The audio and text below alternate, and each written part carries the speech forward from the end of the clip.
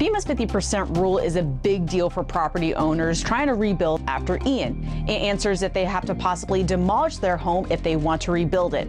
We want to break down this confusing rule by keeping it simple for you. So first things first, what is this rule? The 50% rule specifically talks about a rebuilding permit after a flood, but there's a catch. If the cost to repair your home is 50% more than what it's worth, which is called a market value, then you'll have to rebuild it up to Florida's building code, and that can be expensive.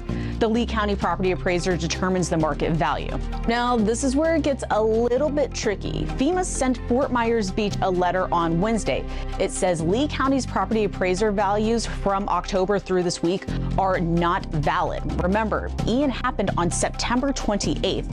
FEMA says the property value has to be before storm damage. Since Lee County valued homes were after the storm, FEMA said that was not okay under that 50% rule, which applies across Lee County. But right now, let's look at Fort Myers Beach as an example to all of this. Town leaders say, okay, FEMA, we will now use values before the hurricane. That started February 15th. There are different viewpoints if that's good or bad. Some owners say this is better since their home was worth more before the storm. They may not reach the 50% rule, but the other side to this, if you do not reach the 50% rule, you can rebuild without meeting Florida code. That does run the risk of flooding again, depending on your flood zone. There are so many layers to this, and even Lee County is putting together a video to explain the 50% rule.